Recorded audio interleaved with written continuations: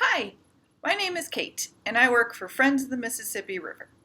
FMR is an environmental nonprofit based in downtown St. Paul with a focus on protecting the health and vitality of the Mississippi River as it flows through the metro area. This portion of the river is particularly important as it is also a national park called the Mississippi National River and Recreation Area. Our national park is the river as it flows from Dayton, Minnesota in the northwest to Hastings in the southeast.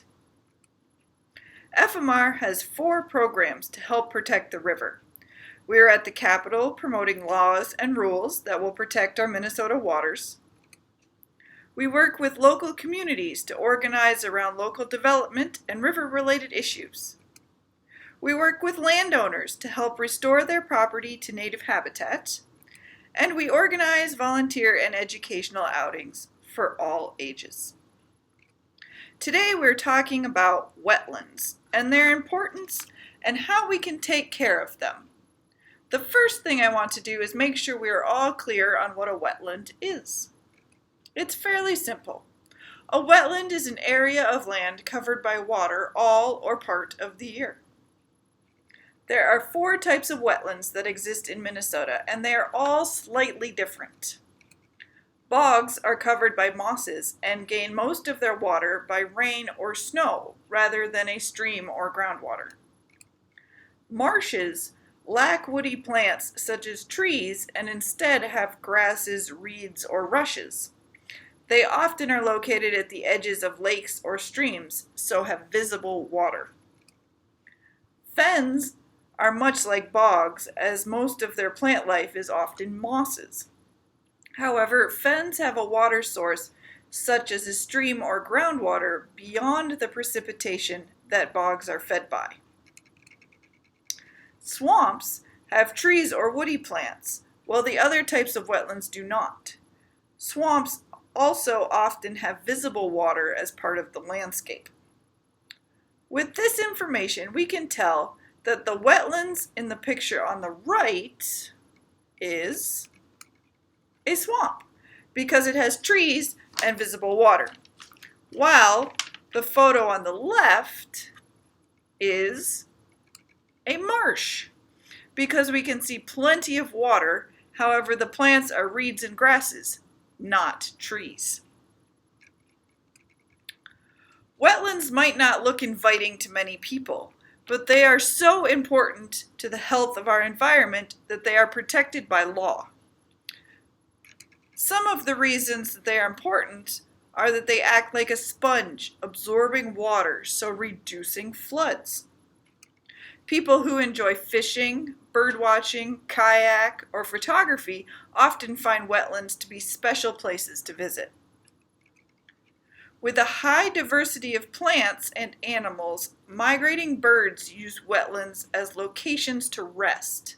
Wetlands are full of food for birds, and they are often safe from many predators due to the water. Wetlands are areas where some of the most amazing plants grow that aren't found anywhere else. Plants such as the Minnesota state flower, the lady slipper, or those shown here. The pitcher plant catches flies, and cranberries we like to eat around Thanksgiving time. Wetlands are also places where many animals choose to raise their young. Even in this wetland, which was restored 1 year before this video was made, and as we will see, is for the moment in the middle of a farm field that is being converted into a prairie, there are thousands of tadpoles. Wetlands are amazing.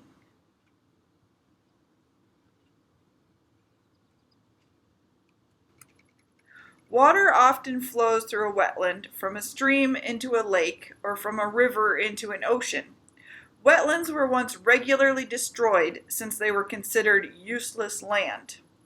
Once they were, we lost one amazing benefit of wetlands. These graphs show the amount of nutrients in the water before entering a wetland, at the points through the wetland, and at the exit.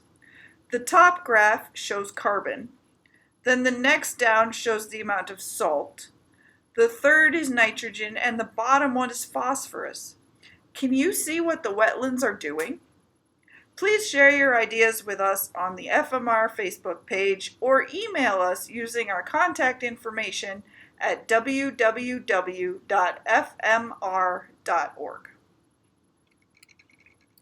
Many farmers are starting to restore wetlands to their land as a way to prevent nutrients moving into the local waterway. Extra nutrients in our rivers and lakes causes eutrophication, which is when too many nutrients in the water causes algae to grow. Eventually, this algae suffocates plants and animals trying to live in the water. It's also the process that causes the dead zone in the Gulf of Mexico. Wetlands are sometimes areas that people avoid, but they are amazing places and incredibly important to keeping our water and habitats healthy. We can protect them by keeping water flowing into wetlands clean, by preventing the spread of invasive species from taking over and spreading into wetlands, or just by learning more about the wetlands located in your area. Please join us in helping to care for our wetlands. You can find more information on FMR invasive species removal events and ways to keep our waters clean at our website, www.fmr.org, and find our events calendar. We look forward to seeing you, and have a good day.